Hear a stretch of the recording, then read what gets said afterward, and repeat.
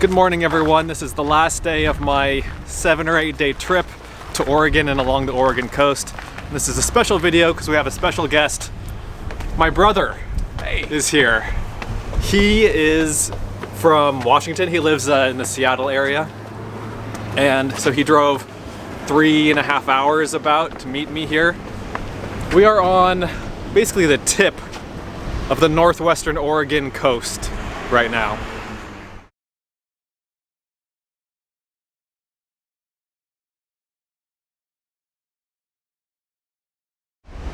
We're on top of a little observation tower in Fort Stevens State Park.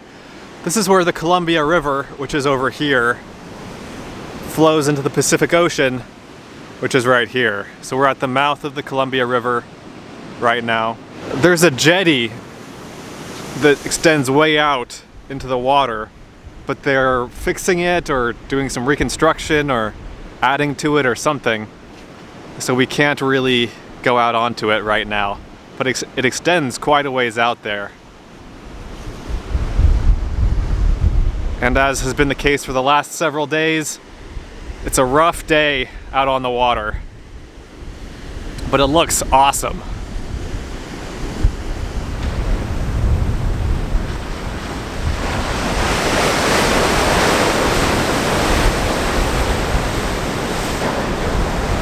It is a cold, windy, blustery day on the coast here. But it's still early in the morning. It's around 8:30, so it'll definitely warm up, but it's still cold.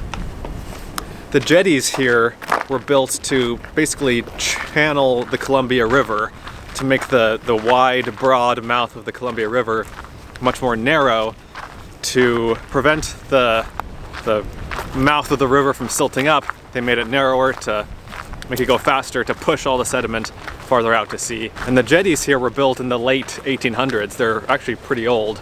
I think we're both going to be driving together down the coast here. Trevor gets car sick, so he doesn't want to be a passenger in the car as we drive down the coast. And then I'm going to leave from where we are farther to the south, so I also want to drive. And as has been the case for the last week or so, I'm in a sub-overland off-road suburban. It's a loaner from Grady from Sub-Overland. And if you want to learn more about Sub-Overland and consider getting yourself an off-road suburban, go to suboverland.com. I'll put a link to both his website and his YouTube channel in the video description.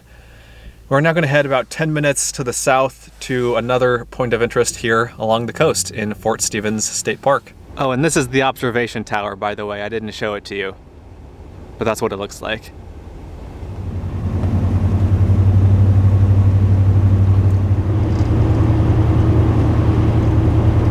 We are out on the beach proper now, and we are here to see this. This is what's left of the Peter Iredale. This is the shipwreck of the ship Peter Iredale. Ran aground in the early 1900s. This greater area is known as the Graveyard of the Pacific, running from the Tillamook area, where I was yesterday, up to the top of Victoria Island on the coast of British Columbia. Apparently 2,000 ships have gone down in this area and 700 people have died. Rough seas out here. Yeah, there really is not much left of this thing.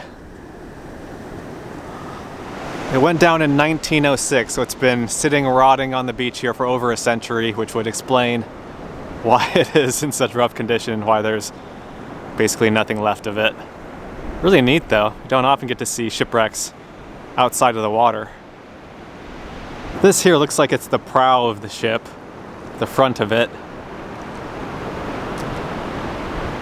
I wonder how much of this thing will be left in another century. Probably not a whole lot. And we've got more jellyfish washed up on the shore here. Such weird things. Just blobs.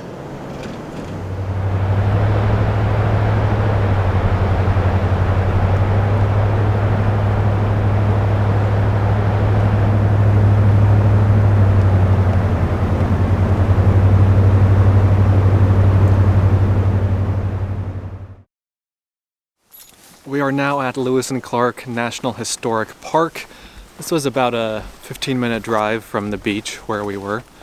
And This area is where Lewis and Clark spent the winter on their trip to the west. So they traveled west in 1805 and they spent the winter of, I think, 1805 and 1806 here. Is that right? One of the winters in the early 1800s, the winter that they spent on the coast, was in this area. We just left the Visitors Center for the National Historic Park, and we are now looking at a replica of Fort Klatsop, or Klatsop, which is the little fort that they built, that Lewis and Clark and their Corps of Discovery built when they spent the winter here. This is not the actual one. This is just a reconstruction of what it looked like. And here is the replica of the fort. Let's take a closer look inside. This is the little courtyard area. Looks like there's one building on this side, one building on this side.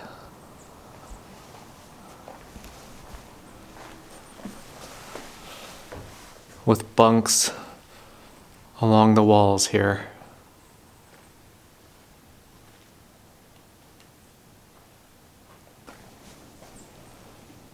I think each of the rooms here is pretty similar.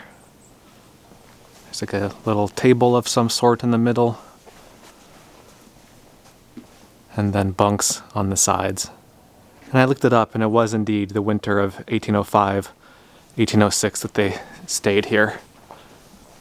Both Trevor and I have read the book Undaunted Courage by Stephen Ambrose.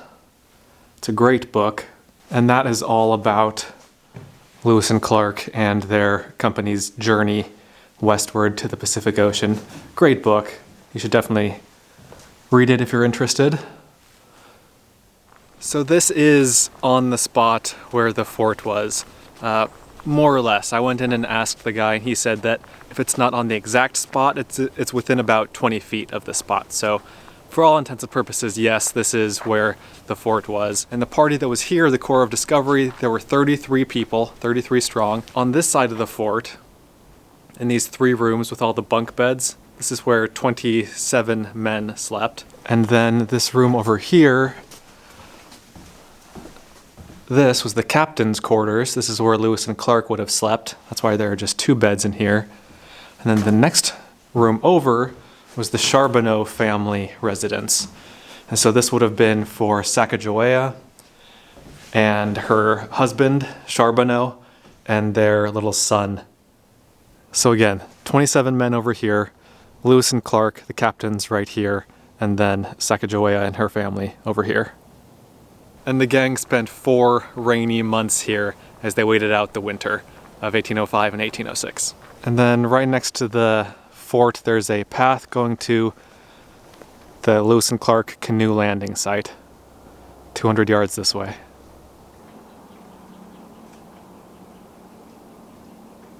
This out here is the Lewis and Clark River. It flows into the Columbia, which is just over this way. And where this little creek flows into this river, the Lewis and Clark River, this is their canoe landing site. This is where they landed, and then they built Fort Clattsop up on the hill over here.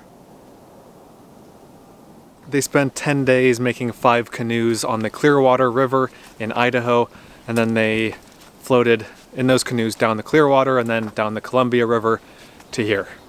Well, I thought this was a surprisingly great stop here, surprisingly interesting visit. I like that it's right where they were, like we're standing where they stood, and you know, there aren't a lot of places along their path where you can say that. We know generally where they went, but to stand exactly where they were, that's something that's really neat and kind of unique.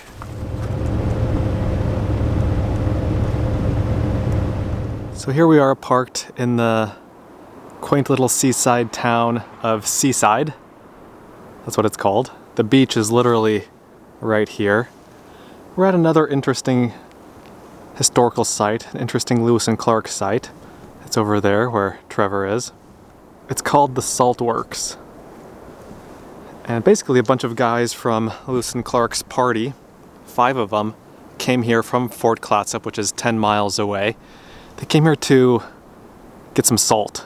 They spent 7 weeks here getting 4 bushels or 27 gallons, you said? 28 gallons of salt. 7 weeks getting 28 gallons of salt. The problem was that up where they were camped at Fort Klatsop, there was no salt. The Columbia River wasn't salty, and the seawater there wasn't salty enough to get salt. So they had to travel a ways away from the river to find pure salt water that was sufficiently salty for them to get salt. And they wanted salt because, well, to preserve their food, preserve the elk meat that they hunted, and then also just to flavor their food, I imagine. They built something that looked like this, basically an oven, and then on top they had 5 metal buckets that they would put the salt water in, and then they'd boil it until the water was gone, and then they would collect the resulting salt. Can you imagine being 5 dudes, 5 guys out here in 1806? You separate yourselves from your couple dozen other compatriots up at the fort, come down the coast here, set up camp for almost 2 months among some Indian camps. There were Clatsop and Tillamook houses and tribes here. They must have just felt so far removed from everything, so detached from everything. More power to them. I guess they really, really, really wanted that salt. And this town, Seaside, is known for its promenade. There's this paved path that goes along the coast for miles here. Trevor's walking out to the beach. I'll join him in a minute. But yeah, what a great spot. It's a nice trail. Beautiful views of the water out there. It's funny now how the Saltworks is just in this neighborhood. It's a really nice little neighborhood. It's great that they've preserved it, though, that they have kept that site there. I was reading the sign there, one of the signs, and it said that in the year 1900, a native woman who was born in this area, she said that her mother had told her that that was the spot where some white men had come to make salt when she was a child. And so that's how we know of that site, know of that spot. You can never have too much beach, especially when it's empty, like it is right now.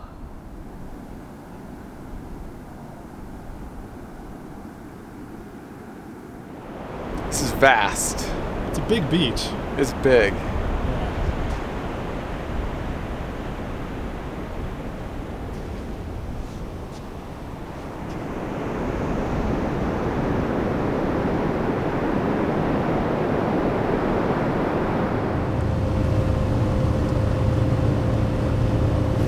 This beautiful little beach here is called Indian Beach. We're about 25 minutes south of the Saltworks.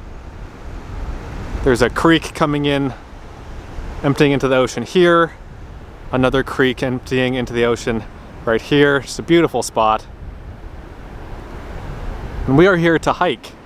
There's a hike that starts over here called the Clattsop Loop Trail. So early on in 1806, William Clark, who is one of the 2 captains of the Lewis and Clark party, he took some men, they left Fort Klatsop to the north here, came down this way, explored along the coast. They came up and over where we're going to be hiking here, so we're going to be following literally in their footsteps along the trail here. They were going toward Cannon Beach, which is farther to the south, where we're going to be later. The Native Americans had a beached whale over there, and so Clark and company were going to the beached whale to see if they could get some blubber for themselves. And again, this hike is called the Clattsop Loop Trail. It's about 3 miles round trip, goes to a few different points of interest here. I'm excited to see them and share them with you.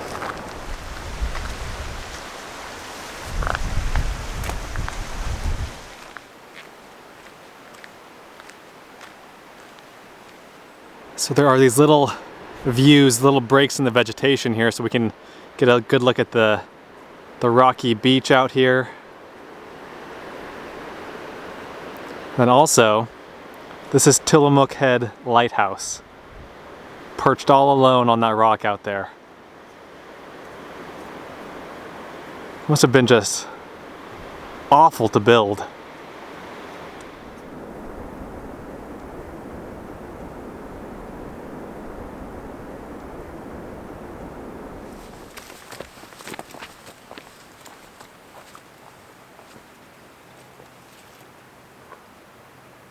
So we're at this place called Hiker Camp, or Hikers Camp. think if you're a coastal trail hiker, hiking the Oregon Coastal Trail, you can camp up here. And this talks about Captain Clark's impressions of the area when he was going through the forest here and looking out at the sea. He calls it the grandest and most pleasing prospect my eyes ever surveyed, which is quite the endorsement coming from a guy who crossed over the Rocky Mountains and went through the Cascades. And there are a few different huts here, a couple different shelters. Each one has a few bunk beds in it. It's not that different from the Fort Clattsop housing, actually.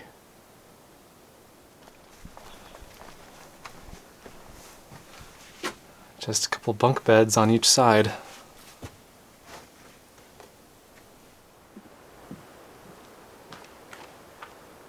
And here we are at the viewpoint, looking out at Tillamook Head Lighthouse again. Let me pull out my other camera and get a better, more zoomed in view of it. I was telling Trevor it looks like something out of a horror movie. What a miserable place. It's interesting to look at though, I wouldn't want to be out there.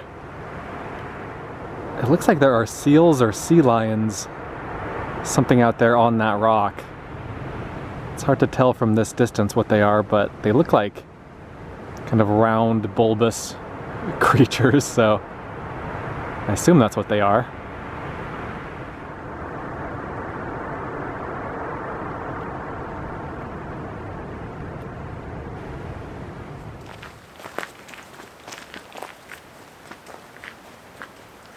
We're done with the hike and we're back on the beach where we started.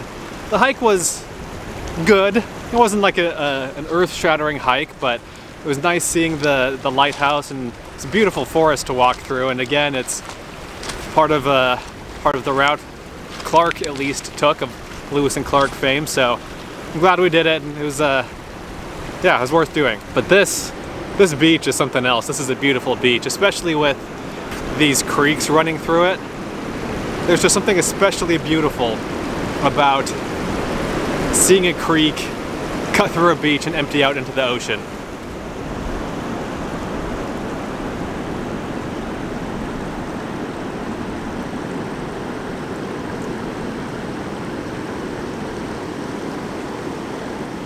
Check out these little sand islands here. These used to be part of the edge of the beach here. And then the stream has worn away the rest of it, but these little islands of sand remain on top of the rocks.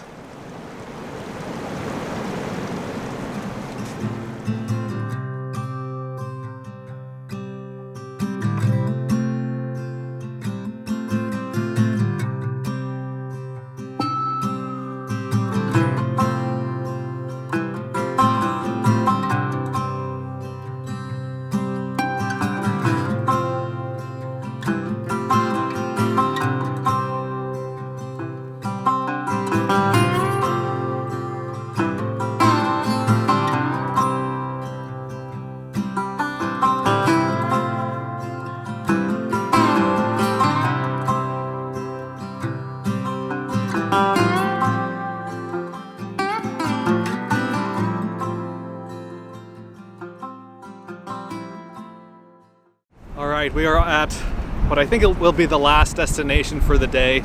This is Cannon Beach. This is a famous, famous beach, but then also just a famous town on the coast here, and they're both called Cannon Beach. Cannon Beach, the beach, is famous for this sea stack, this big old rock out here. This guy. And this was only about 15 minutes from where we already were, so we figured we might as well give it a shot. And I kind of glossed over Trevor being here in the beginning of the video because he's been in other videos before. But yeah, he's my older brother. He's 5.5 years older than I am. Is that right? I think so, yeah. Yeah. And he is a software developer in Seattle, in the Seattle area. He's got a wife and 3 kids. And yeah, anything else that people need to know? No, it's just I'm a huge fan of the videos, so it's kind of fun to be in them, you know? If I weren't Tristan's brother, I'd probably be calling him up and being like, hey, come meet me in some city, or let's go do something. And it's kind of fun that I get to, you know, be in the video. So what's your favorite thing that we've seen and done today? What do you think of all the things we've seen today so far? It's just really awesome to be, I mean, on the ocean. This sounds stupid, but like it's big. And I think whenever you're you know, beside something big, whether it's a mountain or an ocean, it's just kind of, it's just neat to think about how large it is and how small we are, you know? Yeah, and I mean, you're in Seattle, you're east of Seattle, but it's not like the ocean. The sea in Seattle is not like this. No, well, I mean, it's protected sound. Right. And so even when you're at the, you know, salty water, it's not actually like the ocean. Pretty incredible, actually. And here we are at the rock itself, at Haystack Rock, the big famous rock that's here. Big signs saying, do not enter, do not approach the rock, do not harass the seagulls. Beautiful spot. All right, we are just in front of Domino's. We're gonna have dinner here in Trevor's car. I got a pizza with jalapenos and olives. Trevor got jalapenos and pepperoni. Looking forward to this. I'm starving. All right, guys, dinner was delicious, and we're gonna say goodbye to Trevor now. Thanks for coming. Yeah, it's been coming a lot of down. fun. Thanks for meeting up. Super cool.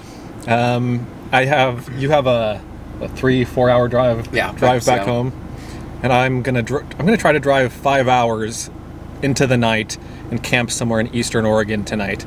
So I will see you guys once I get to camp, and I'll fill you in on all the details once I get there. But yeah, thanks again. Hopefully we'll meet up again sometime before the next before too much longer, and go on more adventures together. Well, everyone, it's 9:30. I'm camped up in the mountains. There's about an inch of snow on the ground here. I don't think anyone else is camped in this immediate area, but I can't really tell because I can't see very far. This is the last day of my trip, or at least this was the last full day of the trip. I'm still going to drive another 5 hours tomorrow to get to Twin Falls, Idaho, where I will drop off this vehicle. I'll drop this Suburban back off. Yeah, I guess that's it. It'll be interesting in the morning to see what this area looks like, because, you know, it's dark. I can't really see it. So I guess I'll see you guys back in the morning, and we'll finish up the video then.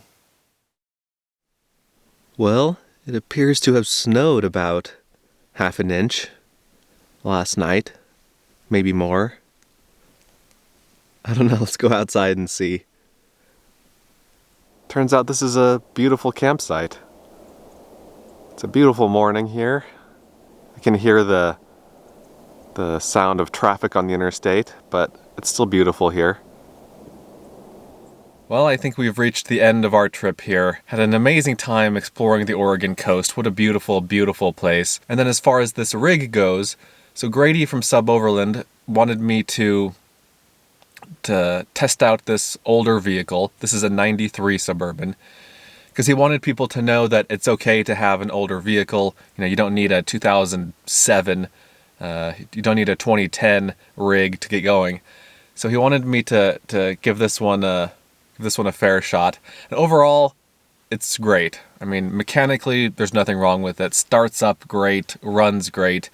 There are two problems I have with it that are deal breakers for me with this particular model. I don't know how widespread this is on all of the older Suburbans, but for me, the locks are messed up. Like, locking the doors is a pain. So if you just hit the lock and unlock button, that works, but it doesn't lock all of the doors, and it doesn't unlock all the doors, and so you have to like check to see which door is still open. The second thing is that the steering on this is a little bit squirrely. It's a little bit, you know, you can do this and it doesn't change the course you're going, and so you have to kind of like overcorrect when you're driving, and it doesn't feel great on like curvy mountain roads. I think this is something that can easily be fixed.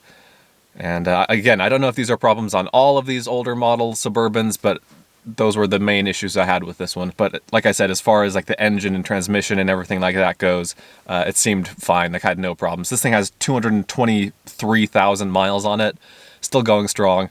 I really like the Suburban as a base for an adventure vehicle. If you want something that can hold space or hold things and people, something with a lot of space, then a Suburban is a good adventure rig. And if you want one built out like this, go ahead and contact Suboverland. Again, I'll put his info everywhere you need it in the video description. I'll try to include it in the top pinned comment, so you can just scroll down and click on that. Hope you guys enjoyed this video, and hope you guys enjoyed this series of videos. I had a really good time. What a great trip, and something a little bit out of the norm for me. Usually I'm in the mountains or in the desert. This time I was on the coast, and it was great. Thanks for watching. Let me know what you think. Let me know what your favorite part of this video was. And what was your favorite part of the entire series? I'd love to hear that too, this entire trip. And let me know if you have any questions, and I'll see you guys in the next one. As always, there are lots more fun adventures to come in the future, so stay tuned. Be sure to check out Adventure Know-How, my new site, where you can gain access to a map of all of my free campsites, plus monthly bonus videos that you won't find anywhere else. Learn more at adventureknowhow.com. And for links to everything else SUV RVing related, visit suvrving.com. Links to these sites and more will be in the video description.